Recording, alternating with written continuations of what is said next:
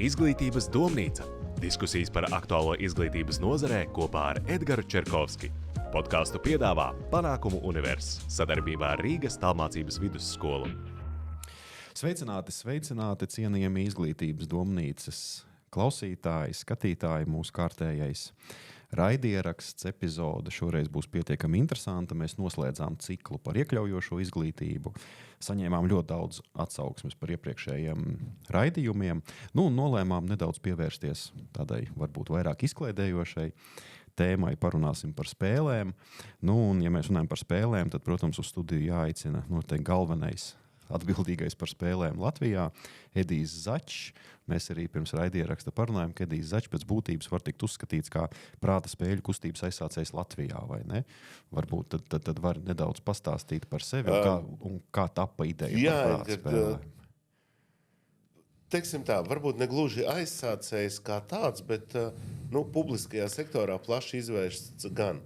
Aizsākās tālajā 2011. gadā. To visu aizsāka mans brālis ar citiem cilvēkiem kopā. Viņi vienā restorānā veidoja šādas spēles, un tad restorāns vērās ciet, palika spēlētāji, un vajadzēja viņiem kaut ko piedāvāt. Ar tiem sadarbības partneriem brālis vairs nevarēja sastrādāties, vai kā, viņi pašķīrās. Un brālis saka, tu varēsi. Es saku, nezinu, jāmēģina. Brālis, kā vienmēr, viņš ļoti labs psihologs, viņš jūt manā balss niansē tādu, ka es nepilnīgi saku nē, viņš saka, davai, daram. Principā, sākām mēs 13. gadā ar viņu kopā to darīt un atradām telpas Čarlstonā. Čarlstona īpašnieks Artūrs Birnbaums, mans sens draugs, un netīšām uz ielas viņu satiku pilnīgi vietā, uz kuru es nekad negāju, un kur viņš vienkārši netīšām Motorola garām brauc. Es tāds, čau. Es saku, klausies, Artur, man vajag telpas. Mums ir tādas lietas, taisam prāta spēles. Viņš saka, man ir banketzāle augšā, 3. stāvā. Es saku, bet viņi ļoti lieli ir. Viņš saka, nekas, nāc, pamēģini, uztaisīsim. Sākām ar dažām spēlēm nedēļā, man liekas, divas spēles nedēļā bija. Un lēnām no mutes mutē tas aizgāja, cilvēkiem patika, palika interesanti, un tā mēs līdz tam, kad jau katru darba dienas vakaru mēs taisījām spēles. Un cik jums katru darba dienas vakaru komandas aptuveni ir šobrīd? Šobrīd ir mazāk, šobrīd ir kaut kur aptuveni ap 20 vidēji, bet pirms Covid laikā tās bija stabili 26, 30 komandas. Bet tik un tā 20 komandas, vidēji pa 6 spēlētājiem katrā komandā, katru vakaru tas ir diezgan. Es sapratu, arī paskatoties arī informāciju internetā, un kur es pats arī esmu piedalījies, bija arī vairāki tādi lieli projekti. Varbūt var pastāstīt, piemēram, savulaik ļoti populārais Latvijas 100-gades kauss. Jā, Latvijas 100-gades kauss vispār ļoti interesanti izveidojās. Mūs uzaicināja 100-gades birojs. Tas bija 18. gads. Viņi saka, jūs esat diezgan populāri. 17. Man liekas, tas bija vēl. Nav svarīgi, apmēram ap to laiku. Viņi saka, prātspēles ir diezgan populāras. Mēs gribētu arī uztaisīt Latvijas dzimšanas dienai dāvanu. Un mēs sakam, ok, kā jūs to gribat? Viņi saka, mēs gribam šeit Nacionālajā bibliotēkā draugu telpā uztaisīt tur 10 komandām apmēram. Mēs sakām, bet ja tā ir dāvana Latvijai dzimšanas dienā, taisam taču vērienīgi, ja? Viņi saka, ko jūs piedāvājat? Mēs ar brāli izstāstam to ideju, ka mēs varētu braukt pa dažādām Latvijas pašvaldībām un taisīt spēli tieši par Latviju. Tādā veidā visus iesaistītos vairāk informēt par to, kas tad Latvijā ir, lai viņi paši pārbauda savas zināšanas un tā tālāk. Viņi saka, fantastiska doma, daram, rakstiet projektu Kultūra Kapitāla fondam, un mēs no savas puses tā kā ļoti gribētu, lai tas notiek. Mēs uzrakstījām, Kultūra Kapitāla fonds uzrakstīja, ka mēs neatbilstam nevienam kritērijam, ka mēs atbilstam reāli. Mēs teicām, ok, bet ideja ir laba, mēs viņu gribam realizēt. Vērsāmies pie atbalstītājiem, toreiz aizdevums LV nāca mums pretīm, un 2 gadus pēc kārtas mēs taisījām šo te projektu pie Latvijas pašvaldībām. Fantastiski. Cilvēki iesaista liela. Tajos pirmajos 2 gados, 18. 19. bija pāri pa 30 pašvaldībās tas notika. Un tur es pats arī esmu piedalījies. Tur bija, protams, lielās pašvaldības, bet arī mazās tādas, kuras pirmo reizi biju dzirdējis, ka tāda apdzīvotā vieta. Jā, bet viņiem ir interesanti, ka pie viņiem kaut kas jauns, kaut kas tāds notiek.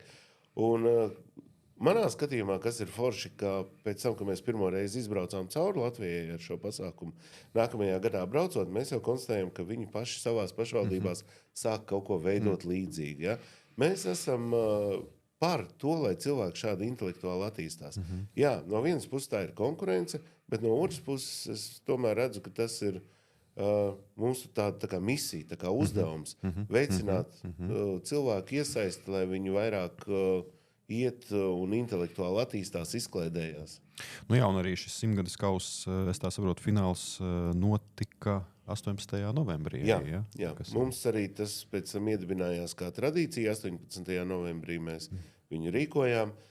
Pašvaldību savienība mūs atbalstīja morāli, un viņi arī paši bija ieradušies uz pirmo to finālu un dāvanas sagatavojuši. Jā. Finālā es tiku ar savu komandu, bet mums diezgan labi mēs pa vidu palikām, bet jā, tie jautājumi tiešām bija tādi, jo liekas, ka tu kā dzīvo Latvijā, nu tev vajadzētu pa Latviju daudz ko zināt. Es saprotu, bet tur jau ir tā lieta, ka tu visu zināt nevar.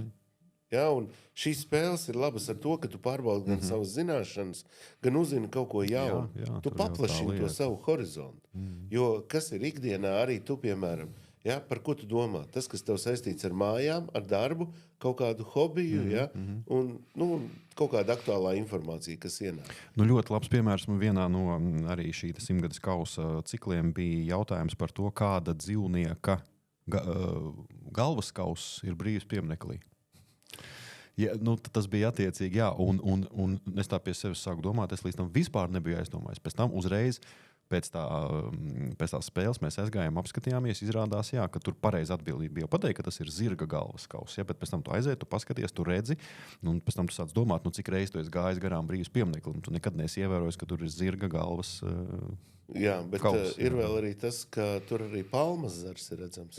Tas arī, jā. To arī var. Tā, un tas kauss varbūt var pastāstīt, bija ārkārtīgi interesants, kā jūs nonācāt līdz tā idejai, es tā saprotu, bija kaut kāds fenomenāls tas kauss, kāds mākslinieks bija veidojis. Ir tā, ka man brālis, viņš ir ļoti radošs cilvēks, un viņam radās tā visa ideja, un es tagad neatceros, kurš tieši tas mākslinieks bija, bet izkrit vienkārši no galvas. Bet ļoti smuku uztaisīja no presētas kūdras laivu, jā, un apakšā bija tā kā laika upe izveidota, jā, un tas viss tā smuki tur sadarīts. Jā, tas pats kauss bija vērtīgs, jo, teiksim, ja neskaita materiāls, tad tā kopējā vērtība, gan tā ideja, gan tas izstrādājums, viņi bija kaut kādi vairāk tūkstoši. Jā, un, teiksim, tā komanda, kas ieguva, man kaķis sauc Manfreds. Zināmi, jā. Jā, viņi tiešām arī ar lepnumu viņu godu vietā tur. Jā, pēc tam arī nākamais, kas tika izveidots, tas arī man brāļa ideja, jā, kur 6 cilvēki tur bumbu, stikla, jā, kurā iekšā puzles gabals. Arī tas tapa ļoti interesantā veidā, ka atsevišķi šie te cilvēki, ja nešaubos no Gobas vai no Gobas, es varbūt samelošos, neatceros tagad, bet arī tika izgrebti, jā, mākslinieks to izdarīja. Savukārt bumba tika izpūsta Līvānos. Latvijā esot tikai 2 meistari, kas to varot izdarīt, un tad Līvānos viens no tiem meistariem to uztaisīja. Jā, un tas viss tika salikts kopā, un šobrīd tas ir kā ceļojošais kauss. Pagājušajā gadā mēs noslēdzām šo ciklu. Kauss sakal būs apakaļ prātspēļu zālē. To varēs apskatīt. Šogad mēs pievērsāmies nedaudz savādākam formātam, ka mēs nerīkosim finālus, bet katrā pašvaldībā, kura piesakās, tajā mēs atsevišķi rīkojam šos turnīrus. Vēl par interesantiem projektiem runājot, savulaik Latvijā jums bija projekts, kurā jūs aicinājāt deputātus, vai ne, kur jūs bijāt izveidojuši prātspēļu jautājums par to, kā top valsts budžets. Jā, toreiz tā... Bet toreiz atnāca tikai viena deputāte. Jā, Julija Stepaņēnko toreiz atnāca. Toreiz tas sākās ar to, ka Ilze Aizsilniece, Latvijas ārstu savienības vadītāja, viņai tur kaut kāds konflikts sanāca, un tad mēs ar viņu sazinājāmies. Mēs sakām, kur ir foršs veids, kā pārbaudīt caur spēli. Ja? Un toreiz tu iesaistījies arī. Es visu laiku aizmirsu viņai uzvārdu Līga no Latvijas Universitātes. Leitāna, nešaubos. Fantastiska sieviete. Viņa par nodokļiem zina vairāk nekā nodokļi paši par sevi. Viņa fantastisks jautājums sataisīja. Mums vispār tā darba grupa, kā tu atceries, ļoti forši bija. Mēs ļoti kvalitatīvu spēli uztaisījām, kas aptver ļoti plašu spektru. Ja? Un, diemžēl žurnālisti bija vairāk nekā deputāti. Ja? Atnāca tikai Julijas Tebeņenko, bet tas bija tāds rezonanses pasākums. Tas bija rezonanses. Tas arī parādīja to, ka ir cilvēki, kuri baidās no savas nezināšanas, ka viņi baidās atzīt, ka viņi varbūt kaut ko nezina. Tas ir tas, ko es visiem spēlētājiem saku, ka tu visu zināt nevari. Ja? Un arī nevajag varbūt dažreiz. Bet kaut kādas noteiktas lietas tev ir jāzina. Un šī gadījumā tas ir mans viedoklis, ka, ja tas deputāts būtu atnācis, viņš parādītu, ko viņš zina, kamā viņš ir kompetents, un ko viņš varbūt nezina, bet ko viņam varbūt vajadzētu uzzināt. Ja? Tāpēc arī deputātiem ir palīgi, un tāpēc tā sistēma ir iztaisīta, lai šis deputāts, ja arī viņš neorientējas, viņam ir tā palīgu brigāde, kas var viņam noorganizēt visu to informāciju, kas nepieciešama uz atsevišķo lietu. Ja? Un, ja tu esi tur tajā galvgalī, kur lemj par lietām, tad, es arī nezinu visu, bet ja man šobrīd, ja es būtu deputāts un ja man būtu jālemj par, kaut kādu aizsardzības budžetu, es teiktu saviem palīgiem sagatavot noteiktu informāciju, lai es būtu tēmā. Ja, un man šitas te ļoti patika. Mums manā podkāstā Māris Mičerevs, kas skaisti izteicās, viņš saka, arī esot deputātam, tu bieži vien nonāc situācijās, kurās tev ir jārunā par lietām, kas nav varbūt tev tik ļoti labi zināmas. Bet tu esi bijis prātspēlēs, un viņš saka, es esmu tēmā, es varu runāt, jo prātspēlēs bija jautājums tieši par to, un varbūt es nezinu visu pilnībā, bet es varu uzturēt sarunu. Ja, es vispār zinu, par ko ir runa. Un izdevās kaut kas ļoti līdzīgs, es tā saprotu, jums ar Eiroparlamenta deputātiem, vai ne? Kad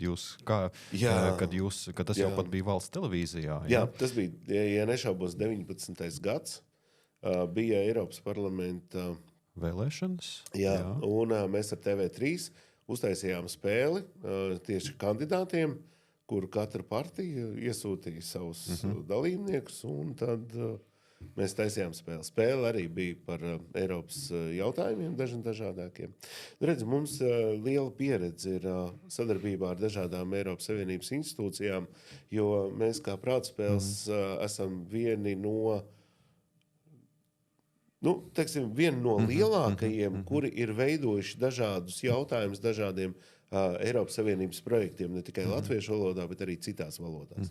Ja, un vairākus gadus mums ir bijis tā, ka mums ienāk pieprasījums, un tad tur reāli simtiem tie jautājumi ir jāsastāda un jāatbilst tur noteiktiem kritērijiem. Saskaņošanas ir ļoti sarežģītas. Tur pie mums, protams, Briselē, vēl kaut kur, un tā kā mēs esam kvalificēti šo te visu veidot.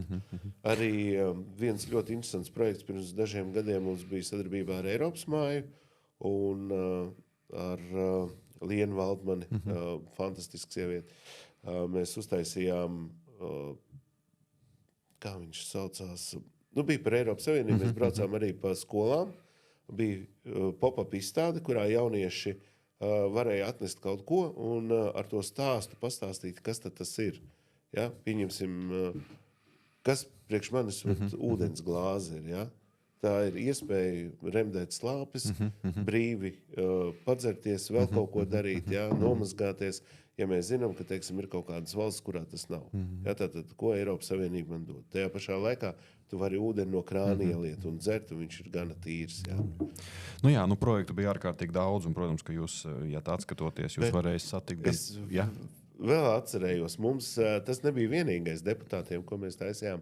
Mēs arī Lampā taisījām. Jā, es tāpēc arī gribēju piefiksēt, ka es jūs esmu redzējis gan Lampā, gan pilsētas svētkos, gan muzeju naktīs, gan Ķīpsalā, kad bija, man liekas, skolas izstāde visur, kur tik jūs neesat bijuši. Un tādās mēs arī esam jūras kaus jums bija taču savulaik arī, kad ar kuģi, jūras kaus, uz kuģa notika. Mēs arī esam diezgan specifiskus taisījuši publiskajā vidē, kas ir vispopulārākie, tas ir ar Grindeks sadarbību.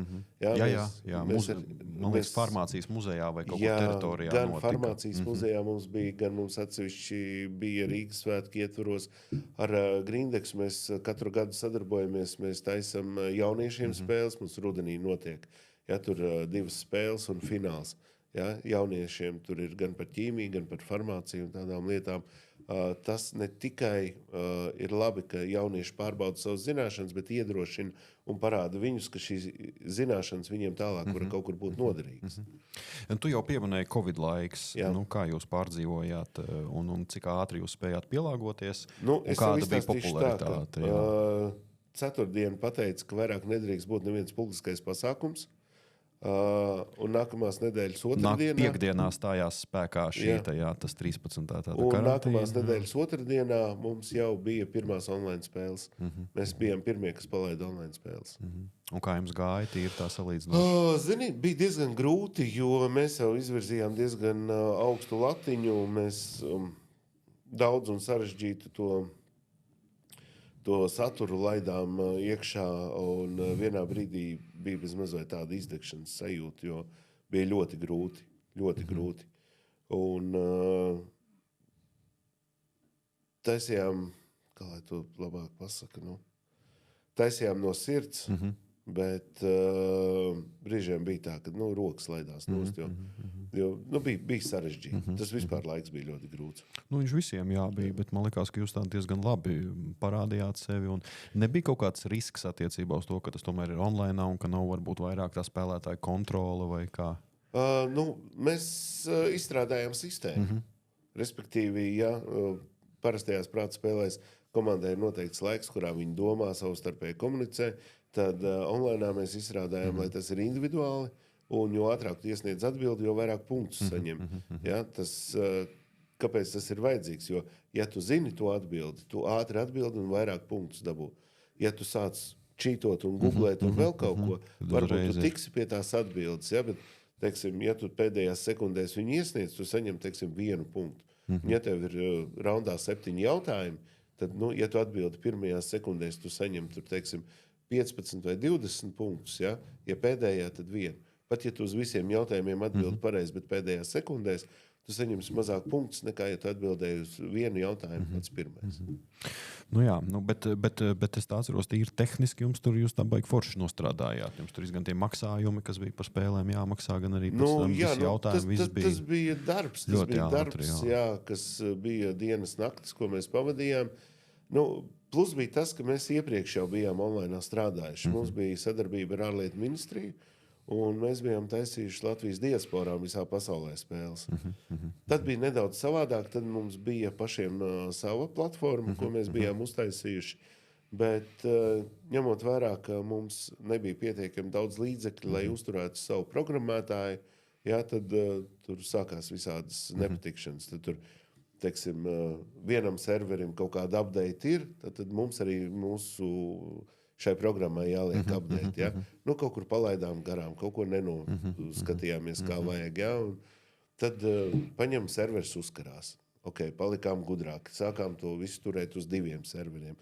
Bet tās viss ir papildus izmaksas, vai ne? Un tad jāskatās, lai vēl arī... Uzņēmēja darbībā ir jānopelna. Jūs jau esat liels nopietns uzņēmums tajā pašā brīdī. Tagadējais formāts varbūt var nedaudz pastāstīt arī mūsu skatītājiem, kā nonācāt līdz šim formātam. Es saprotu, 10 raundi, ir tematiskie raundi, 7 jautājumi, 3 minūtes. Kā tas viss veidojās? Es tev nemācīšu pateikt, kā tas veidojas. Tas viss kaut kā organiski notika. Jo, teiksim, pašos sākumos šīs tēmas, kā viņi bija tā struktūra spēlē, viņa mētājās, viņi bija dažādi. Un tad kaut kā mēs paši viņu strukturējām un šis rauns ar secinājumu. Man viņš pašam ļoti patīk, ja, ka tev ir jāuzraksta atbildes un jāizdomā, kas tam visam var būt kopīgs. Ja. Tad nākamais, kas mums parādījās, kino rauns. Ja, cilvēki bija stāvā sajūsmā, jo viņi saka, ja mēs šeit izmantojam kaut kādas kopējās zināšanas, tas šeit ir tas, ko tu ātri var ieraudzīt.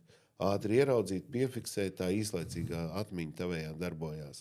Ja, un tad arī, cik tu uzmanīgs esi, un katrs cilvēks jau viņš ievēro kādas citas nianses. Un kino rauns arī ir mainījies. Agrāk pārsvarā bija tikai uz uzmanību, bet tagad jūs jau pārgājat to, ka vajag arī klausīties, ka vajag arī zināt, ka, ja tu, piemēram, zini aktieri, tad tev vajag pateikt, kurās citās filmās viņš ir, ka tas arī ir savstarpēji saistīts. Mēs pieliekam iekšā kaut ko, lai tā spēle paliek interesantāk.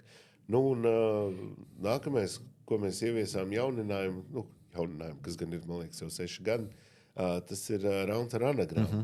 Ja, kad tu uzraksti visas atbildes, tad tu ņem atbilžu pirmos burtus, un tad ir pateikts, kam tur jābūt, kas tur ir iešifrēts. Var pateikt, ka sākotnēji tas varbūt šķiet pietiekami vienkārši, bet īstenībā jūs izvēlaties tādus vārdus, kurus bieži vien pat tad, kad tev pasaka, kas tas ir pa vārdu, tu pat nezini, kas tas tāds ir īstenībā. Ja, tas arī ir interesanti. Bet skaties, Edgar, te ir atkal nostrādāt tas, ka tu arī esi ievērojis, ka ir spēles, kurās ir dažreiz raundos maz punktu. Ja? Cirreiz 1, 2, 3. Bet kas ir pats interesantākais, ka tas nenozīmē, ka visi atbild tikai tās vienas. Katrs, pat ja viena atbilde ir pareizi, viņš ir atbildējis dažādiem, jo nav neatbildēt jautājumu mums spēlēs. Līdz ar to, jā, tev tas ir svešs vārds. Arī man iespējams tas ir svešs vārds, ko es esmu kaut kur izlasījis, un man liekas, ka viņš ir interesants iekļaut spēlē. Bet ir spēlētāji, kuri viņu ļoti labi pārzina. Ja? Teiksim, vienā no spēlēm bija šis te arī anagrammā vārds no ceļu būvis, ja? Kas bija bankets. Bankets, jā. Ar banketu parasti tu to nesaisti, bet 30% apmēram zināja šo vārdu. Nu, mūsu komanda ierakstīja bankets, bet pēc tam viens no mūsu dalībniekiem pāris sekundes pirms lapiņas nodošanas izdomāja, ka tā varētu būt baksne. Nu, kāpēc nē? Jā, īstenībā. Jā, tā ir. Muzikālais rauns arī pietiekami interesants.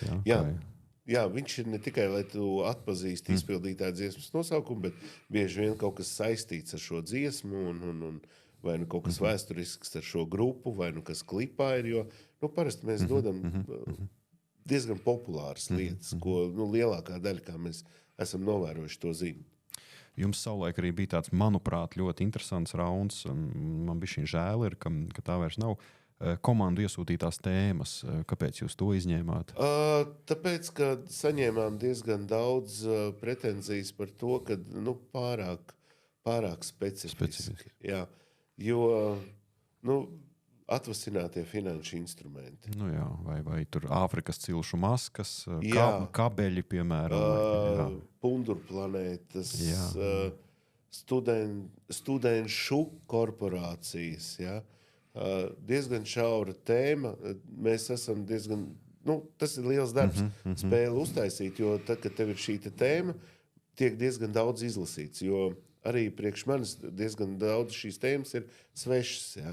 Tāpēc es daudz izlasu, skatos un domāju, kā no tā var jautājumu uztaisīt tādu, jo es vienmēr, kad taisu jautājumus, es domāju par to, lai tev viņš būtu interesants kā spēlētājiem. Un vairākas reizes ir arī bijis tā, ka tu esi uztaisījis jautājumu. Mēs, neteiksim vienmēr, bet diezgan bieži mēs izrunājam šo spēli, un tad citreiz ir tā, ka mēs to jautājumu apgriežam otrādi. Jā, mēs saprotam, ka tā varbūt būs interesantāk. Tā tad var gadīties, piemēram, kā izmēģinot pirmajās spēlēs tie jautājumi pēc tam uz nākošo nedēļu. Nē, tas ir mūsu iekšējā. Pirms tā spēle tiek palaista. Tā kā viņa palaista, tā viņa arī tiek palaista. Un, ja teiksim, tas gan notiek ļoti, ļoti reti, uz vienas rokas pirkstiem par šiem gadiem var saskaitīt, cik tādas kļūdas ir bijušas, bet ja mums ir kļūdains jautājums pirmajā spēlē, tad mēs viņu nenomainam.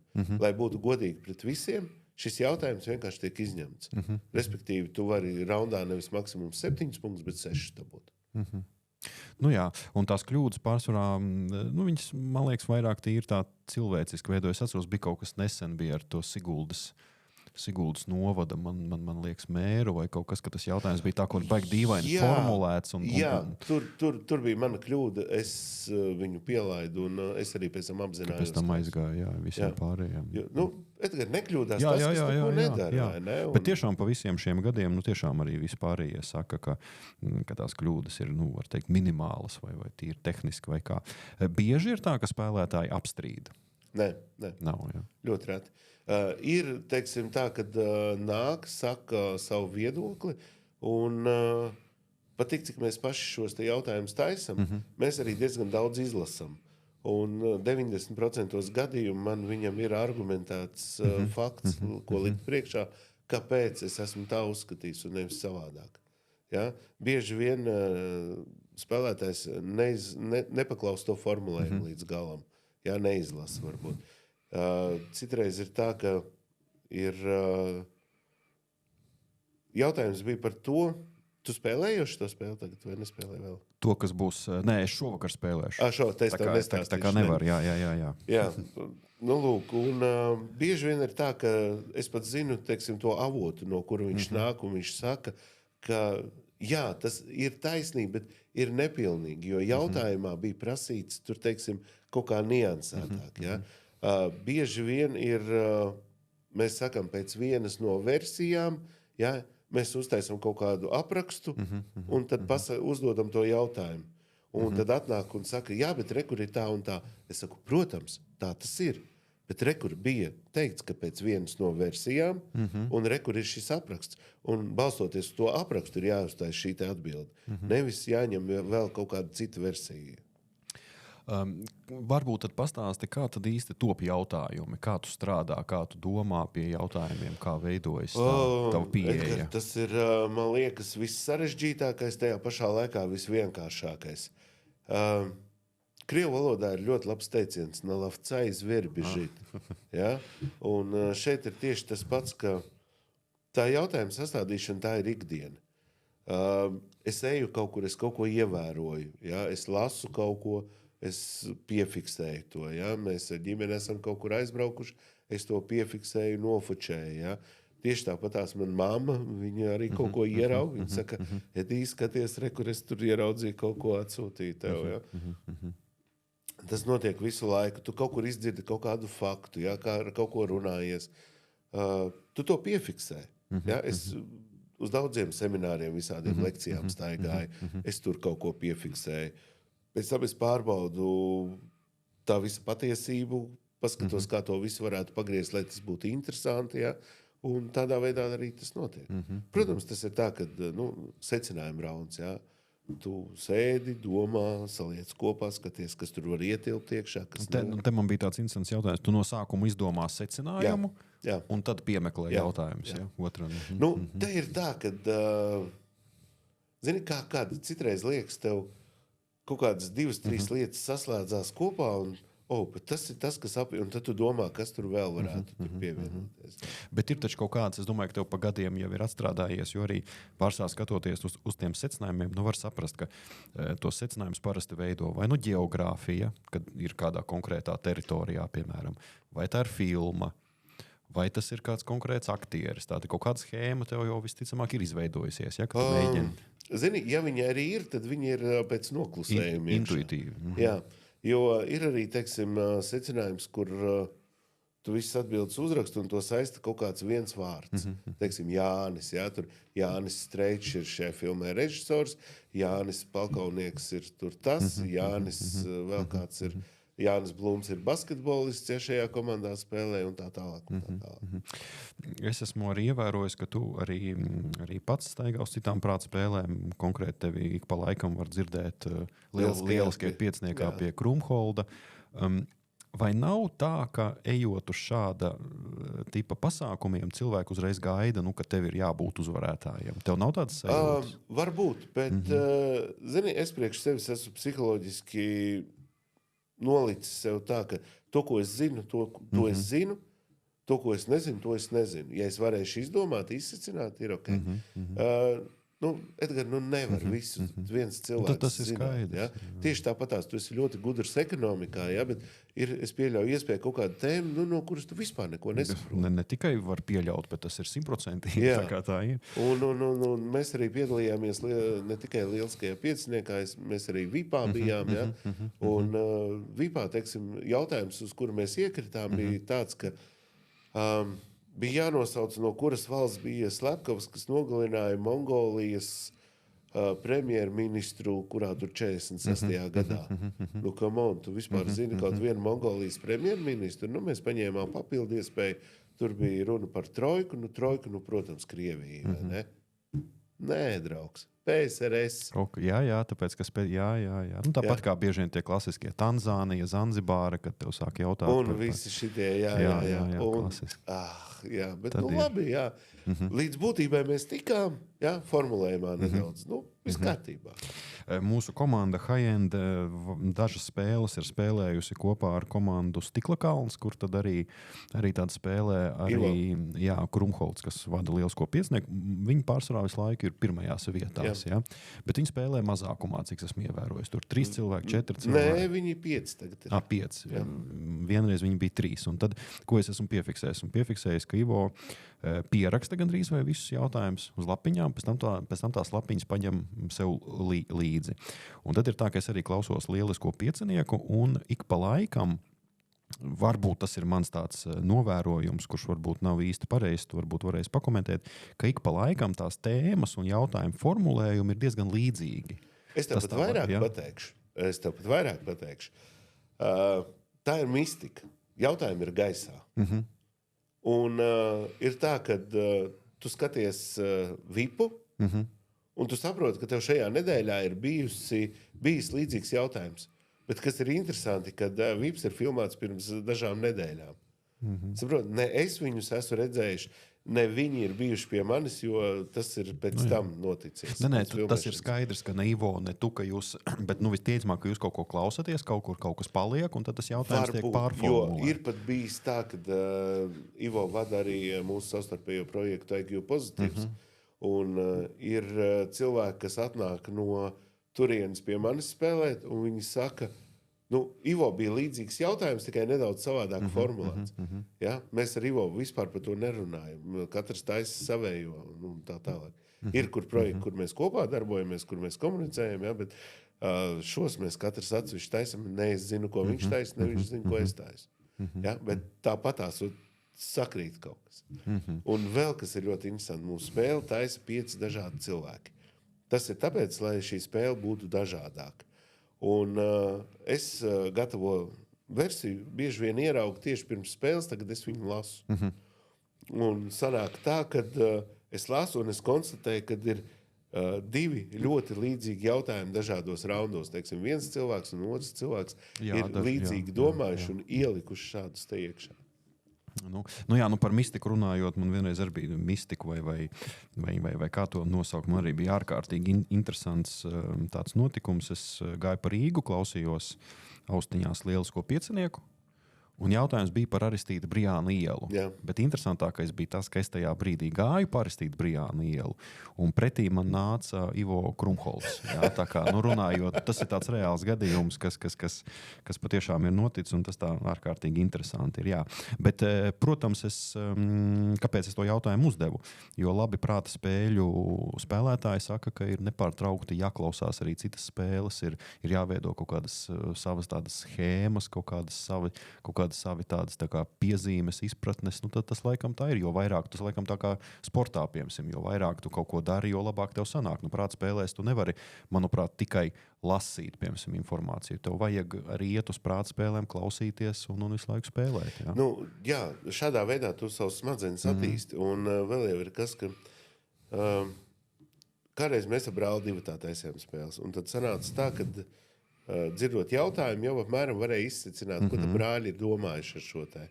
Ja? Tāpēc mēs arī ieviesām to, ka ir vairāki autori, kas taisa, jo tad arī savādāks skatījums. Tu pats esi ievērojis, ka gan formulējumā, gan dažādās, gan stilā šie jautājumi ir savādāki. Kā rezultātā tad, tā spēle arī ir interesantāka un viņa nav tik paredzami. Jūs izmantojat mākslīgo intelektu tagad? Nē. Bet ir doma, ka kaut kad...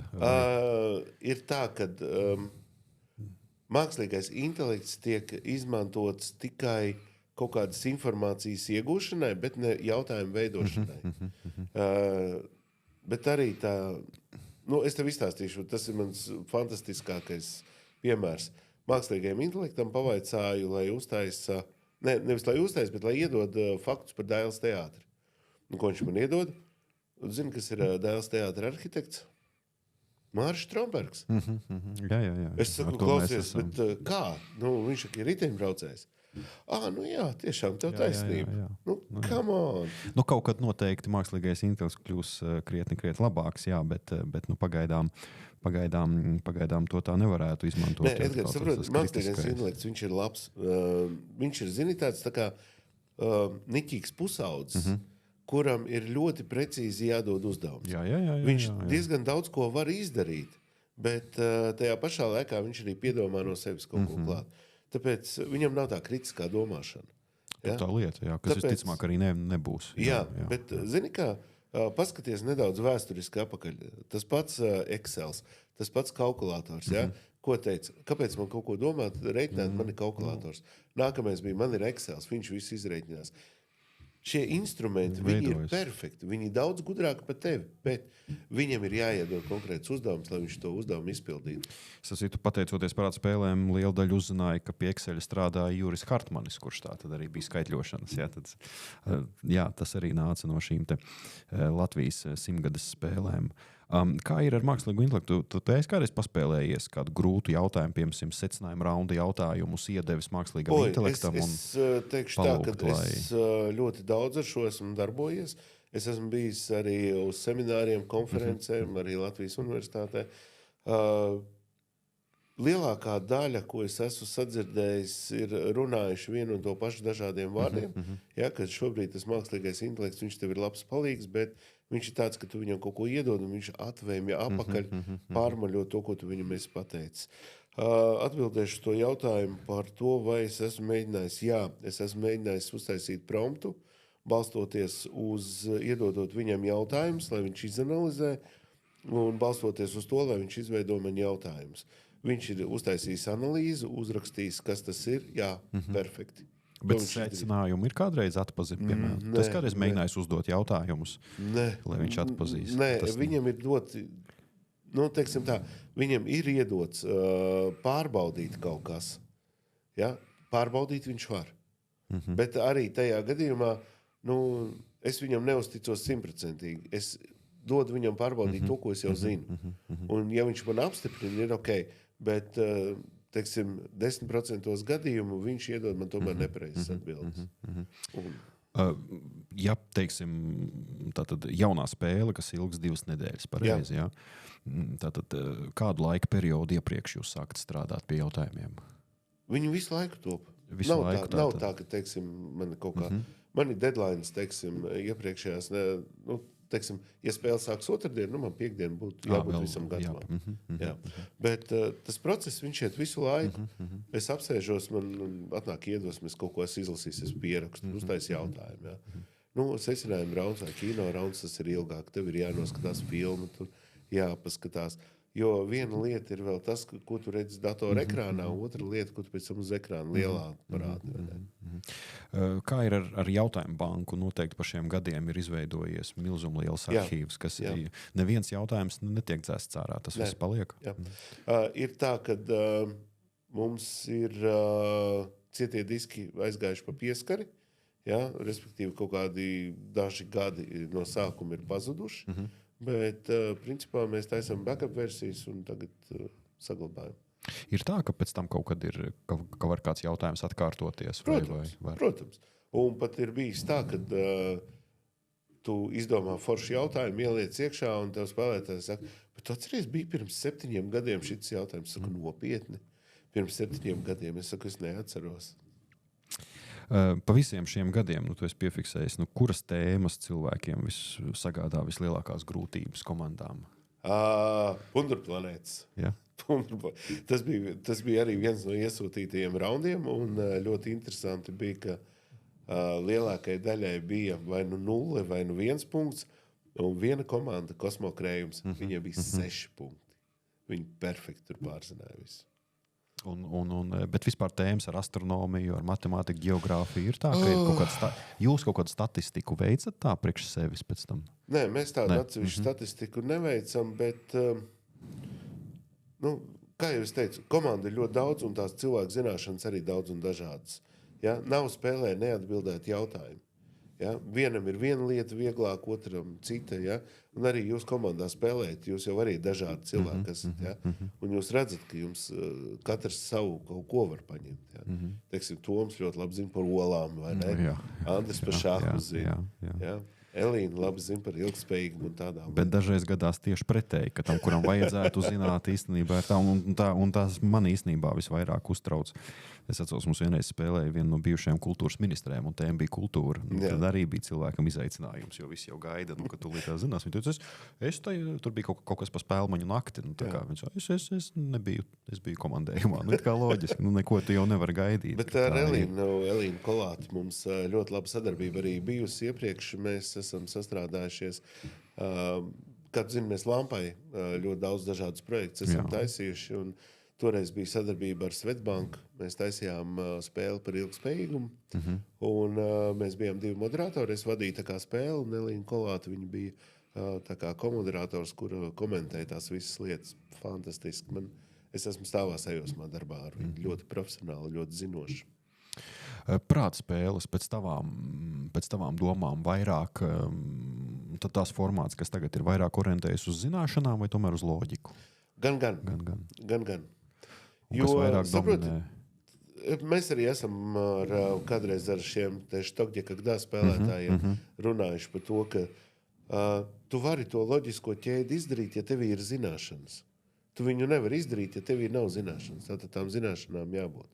Ja? Teiksim, štokģa kagdā viņi apgalvo to, ka tu vari jebkuru spēli uzvarēt, ja tev ir labas vidusskolas zināšanas.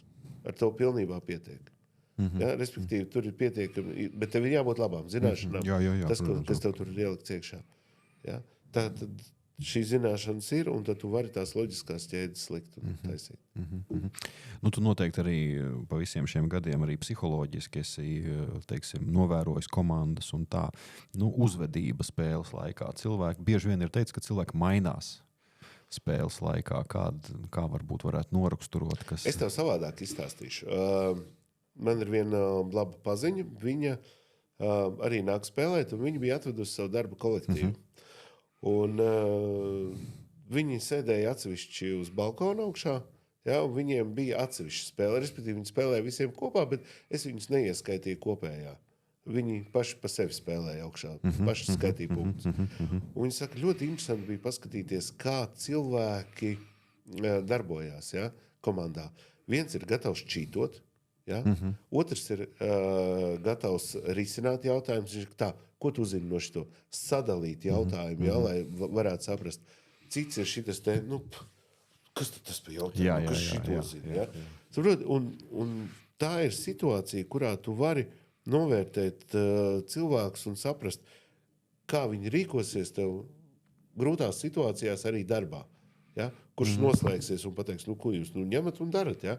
Kurš būs tas, kurš iesaistīsies, kurš būs gatavs kaut ko pašmaukties, lai tiktu pie rezultātu un tā tālāk. Tātad komanda mēģina atrast atbildes uz 7 jautājumiem 3 minūšu laikā. Ja? Šis fenomens, ko mēs esam novērojuši, kā to varētu izskaidrot. Dažreiz gadās tā, ka otro reizi, kad tu jau sauc jautājumus, visas atbildes jau ir zināmas, un tad tās 3 minūtes velkas tik ilgi. Tu savā starpā runā par citām tēmām, vēl kaut ko. Tu paskaties uz laiku, vēl vesela minūte. Bet dažreiz ir tā, ka tev nav nekā, un tad tas laiks paskrien burtiski 2-3 sekundēs. Kā tu varētu to? Tu esi par to domājis, kāpēc tā vidusskolā? Ja? Tu zini, ka tev ir palikušas 20 sekundes, un tev liekas, ka Dievs žēlīgs. Tas ir daudz. Ja. Es nemācīšu šeit tev pateikt par šo. Tie jautājumi arī viena prasa tev ilgāku laiku padomāšanai, cita īsāku. Tas, ko es 100 punkti zinu, ka ja tu ar komandu caur runāšanu un domāšanu nonāc pie pareizās atbildes, tad tas rada eiforijas sajūtu. To es tev varu 100% garantēt, un tu vari to apliecināt. To man neskaitāmi spēlētāji ir apliecinājuši, un arī es pats esmu to izbaudījis. Tā ir reāla eiforija. Jā, tas jau ir tas, ko bieži vien arī spēlētāji saka, ka tad, kad tu nonāc līdz tai pareizai, un kad tas notiek tajās pēdējās sekundēs, ja? Un patiešām tie jautājumi, kurus tu nezini sākumā, bet izdomā, viņi tev nes lielāku gandarījumu nekā tad, kad ir sarežģīts jautājums, ko tu jau zini. Un tu pats esi redzējis spēlēs tie kliedzienas, piedzīvi, tās emocijas īstās. Es kā vampīrs bez mazvēs, es barojos no tā. Es savukārt izjūtu kaifu no tā, ka jūs kā spēlētāji šo kaifu izjūtat. Paskatoties tomēr spēlētāju tāds vidējais vecums, vairāk laikam ir ap 30 plus, jā? Pie jums? Vidējais, jā, bet mums ir sākot no 18 līdz daudz. Jā. Bet kāpēc šo jautājumu uzdevu? Tāpēc, ka jaunieši, es zinu, tu bieži brauc arī uz skolām. Jā. Kā tu varētu izskaidrot, teiksim, jauniešiem? Pārsvarā ir tāds mīts, ka jauniešiem erudīcija liekas, ka tas nav nekas interesants. Ko tu varētu par šo pateikt? Kā tu esi novērojis jaunās paaudzes attieksmi pret prāta spēlēm? Kā domā jaunieši, piemēram, salīdzinoši ar to, kā domā, teiksim, tie, kas jau ir rūdīti prāta spēļu spēlētāji? Jauniešos ir ļoti daudz zināšanas.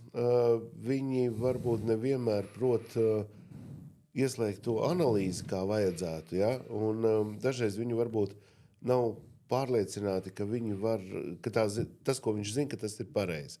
Man ļoti labs piemērs bija, mēs ar ārlietu ministriju taisījām uz 9. maiju vairākus gadus spēli par Eiropu. Un tur bija nešaubos 8. vai 9. klases skolēni, kas brauc mums ārlietu ministrijā, tā spēle notika.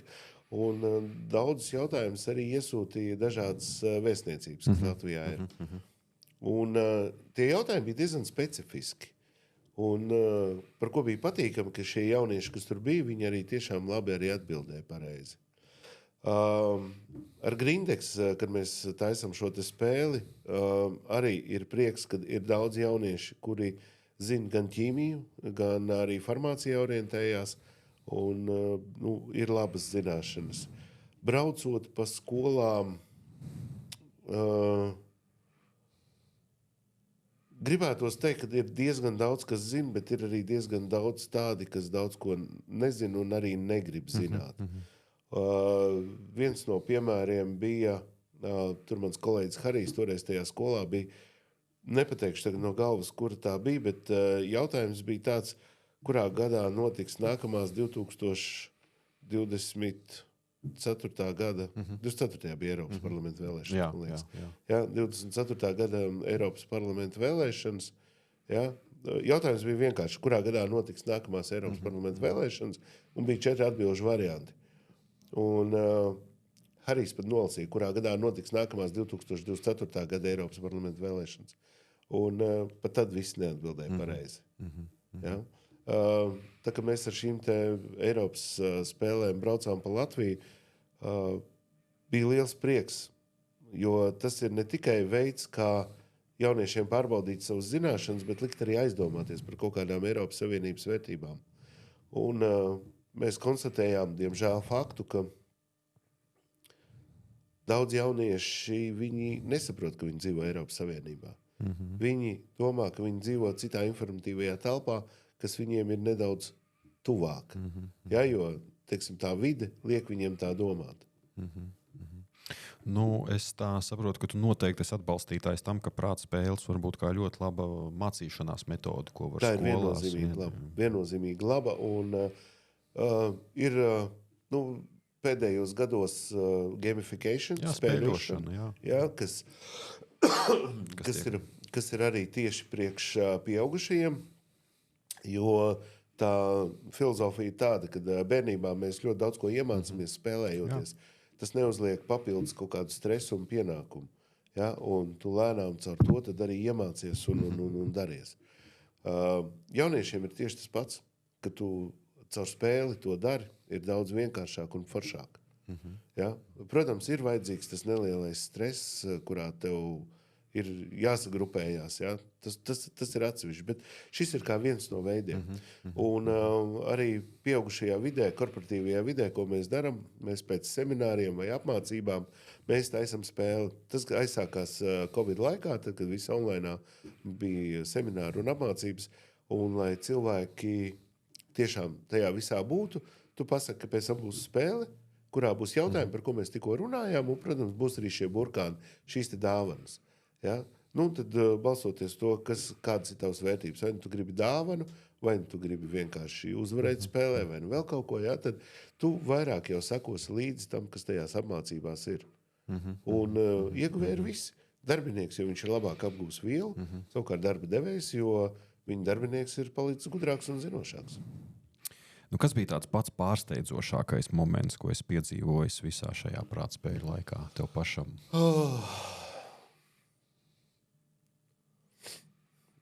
Zinim, pārsteidzošākais. Tas ir tas kaifs taisīt spēles. Taisīt, vadīt, ja? Sajust to atmosfēru visu. Nav tā kapnīga. Nē, ne mirkli. Kā tu redzi, šis ir pēdējais jautājums. Kā tu noteikti es par to domāju. Tomēr attīstās tehnoloģijas, jaunā paudze jau sāk savādāk uz to visu skatīties. Nu, es domāju, prāta spēles pēc 10 gadiem. Vai izdosies saglabāt to formātu? Es domāju, ka izdosies viennozīmīgi. Pateikšu, kāpēc. Jo atbildēt uz jautājumiem un intelektuāli sacensties cilvēkiem vienmēr ir paticis. Ja? Ja mēs skatāmies arī vēsturiski ļoti daudz pub kvizi Lielbritānijā, ja, kas tiešām 10 gadu darbojās. Ja? Tas pats Štokģika ir ļoti populārs. Viņš ir ļoti daudz kur populārs, ne tikai Krievijā. Tur ir Igaunijā, valsts televīzijā. Daudz. Jā. Un ļoti daudz dažādākās erudīcijas spēles, jo tas ir tāpatās, kā ir cilvēki, kuri grib sacensties fiziskās aktivitātēs. Ja? Ir cilvēki, kas grib intelektuālās aktivitātēs sacensties. Ja? Varbūt tu, teiksim, neesi tik ļoti fiziski attīstīts, bet tu esi ļoti intelektuāli attīstīts. Un šis ir tavs veids, jo tu to savu dopamīnu tāpatās dabū. Ja? Tu dabū to kaifu. Un arī, teiksim, kad mēs rīkojam, kāpēc pie mums pasūta dažādas sporta spēles, jo mēs ieliekam iekšā ne tikai fiziskās aktivitātes, mēs dodam dažādus uzdevumus intelektuālos. Mēs iedodam tur arī, teiksim, dronu lidināšana, ja? Tur, teiksim, šaušana, ja? Vēl visādas lietas. Mēs to padarām tādu bagātīgu, lai ir interesanti. Es atceros, ka vienreiz bija pat kaut kas ar degustāciju, ka vajadzēja sierus degustēt, un tad bija jāpasaka, kas ir kas, tas arī To mēs liekam parasti finālos, jo tas ir diezgan sarežģīti. Ja? Viena lieta ir, ka tu redzi, ko tu degustē, bet kas ir pats interesantākais, ko mēs devām, ka tev bija jāsmaržo papīra lapiņa, kura bija apstrādāta ar noteiktu aromātu. Savukārt šos aromātus mēs ņēmām no vīnziņiem, ja, un mēs arī dažādās spēlēs izmantojam gan uz eļas, gan uz spirta bāzes veidotos. Ja? Kāpēc, teiksim, vīnziņš, viņš paostot vīnu, viņš var pateikt, jā, šis ir tur tāda garša, tāds aromāts, tāds. Viņš šo te ir jau priekš sevis nodefinējis, un viņam galvā ir fails, ka šis aromāts ir tāds un tāds un tāds. Ja? Mums ikdienā kā ir? Ja mēs redzam jāņogu, ja, tad mēs varam to visu salikt kopā. Noņem attēlu nost. Ja? Tas pats, kas molekulārā kulinārija, ar ko viņi arī ir interesanti, ka tev ir pavisam cits izskats un garš pavisam cits. Šeit ir tas pats, tu smaržo, tu to smaržu atpazīsti, bet tev galvā nav labels tam failam pie šīs te smaržas. Ja, un tā tas ir, jā. Nu ko, var skaidri secināt, ka prātspēļu fenomens nepazudīs. Viennozīmīgi, nē. Viņš attīstīsies dažādās formās un darīs. Tā kā cienījamie skatītāji, klausītāji, pie mums šodien studijā Izglītības domnīcā bija Edijs Zaķs, prātspēles.lv. Es domāju, ka saruna bija ārkārtīgi interesanta, un ja jūs gribat spēlēt, vai jūs gribat aicināt Ediju pie sevis uz skolām, pastrādāt gan ar skolotājiem, gan ar bērniem, tad visa informācija ir pieejama sociālos tīklos vai ne? Jā, un starp citu, Edgars, šobrīd notiek ļoti interesants projekts Zaļš vai Āķis, kurā mēs arī braucam pa Latvijas skolām.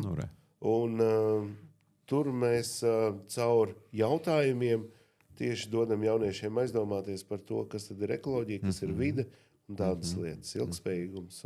Tā kā projektu ir bijis daudz, projektu ir daudz un būs vēl daudz projektu, bet izmantojiet tiešām šo fenomenālo resursu, aiciniet Ediju pie sevis un strādājiet ar saviem bērniem, strādājiet paši, mēģiniet varbūt arī konsultēties ar Ediju un varbūt izveidot kaut kādus klubus. Es esmu vienmēr atvērts, tu ļoti labi zini. Jā, kāpēc ne? Skolās, man liekas, nav nemaz tik populāri šie prātspēļu klubi, bet varbūt var sākt domāt, atjaunot un veidot veselu kustību arī savās skolās. Es biju burtiski nesen vienā skolā, tā bija mazākumtautību skola, kurā bija karjeras dienas, un es ar jauniešiem runāju tieši par prātspēlēm.